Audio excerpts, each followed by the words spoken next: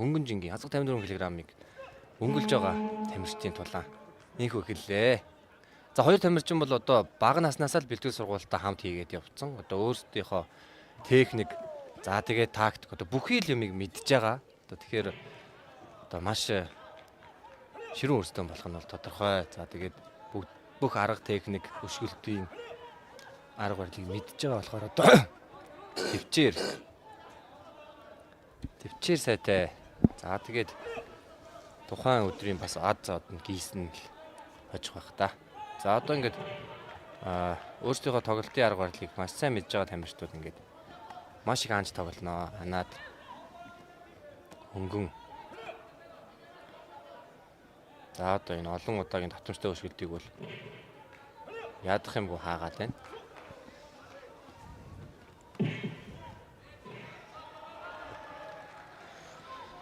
Нэг бол саяар тамирч хоорондоо их мэдээж их спарринг хийсэн байх тий. Энийгээ тоглолтын арга барилыг нэлээд уусаа сайн мэддэг байх. Тэгэхээр нэг Байнгын арга барилаа сайн мэдхээр нэг тоглолт жоохон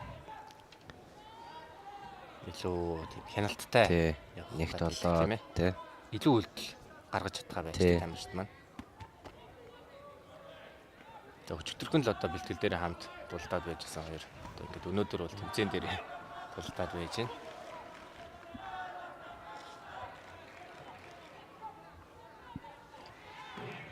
За Хөх болонгийн тамирчин бол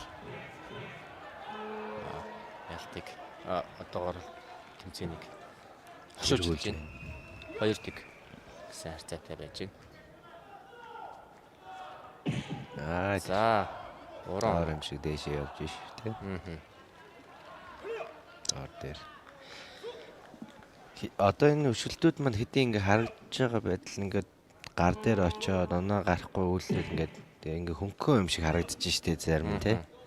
Гэтэ энэ бол асар их маста очиж байгаа тий. Хүч үзүүлж байгаа тий нөгөө үндэ. Тэгээд Иран улсын тамирчдын одоо хамгийн давуу тал бол энэ электрон системийг бол гаргуул эзэмссэн тийм ээ. Хөнгөнч бай, хүчтэйч бай яг яаж оноо гарах вэ гэдгийг бол үнэхээр сайн мэддэг. За Хөх болонгийн тамирчны хэрэгүүлэлээр ялтаалаа. Цаашаа явъя гэж ярьсан байх магадaltaй харагдаад байна. Бас хитрхи бас хөнгөн хийгээд байна гэж харагдаад байна. Тэгэхээр энэ бол бас багийн тактик бас байж болно тий. Тий, сая сүүлийн төгсгөл мөсгөлд дулаан явахаар байлаа. Энэ хоёр тамирчин бол мэдээж бүхэл хүчээ үзэх юм бол асар их хүч зарцуулж ирнэ хожин тийм үү. Тэгэхээр тэр цаашаа хожлоо гэхээс шалгарсан тамирчин бас дараагийн тэр Солонгос тий Тайланд ингээд хүчтэй өрсөлдөгчүүд байж байгаа. Тэрнтэй бас үзэхээр бас аль нь бас тий энийг хожоод гараад ирсэн чи цаашаагаа бас хожигдох магадaltaй гэсэн тийм тооцоо хийсэн байж бас болно тийм ээ. Тий болно. Энэ ч тэгээд тоглолтын оронд түрүүн үеийг хэлжсэн шүү дээ. Дээшээ ингээд гарах болгонд л ядралтууд их явагдаж байгаа.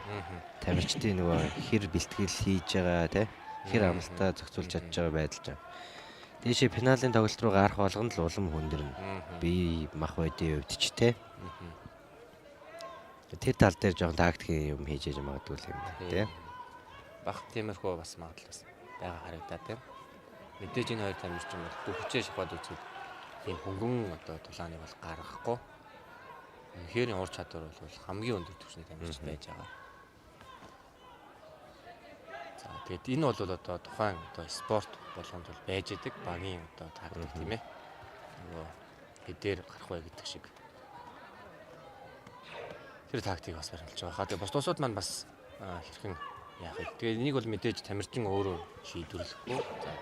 За бүтэн баг маш сайн ярилцж явж байгаа. Тэгвэл мэдээж эн чинь бас Азийн аврагч учраас мэдээж адилхан тамирчид бол аль нь дээшээ амжилт үзүүлэхийг бодож байгаа шүү дээ. Тэгээ улсаа төлөөлөд цаашаа хэр үзүүлэх вэ гэдгийг хоорондоо нэг шийдсэн байхаа л гэж харж штэ.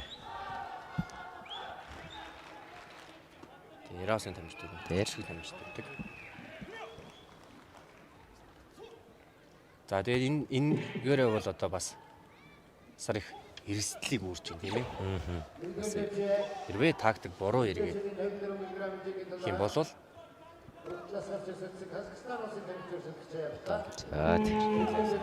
ер нь аль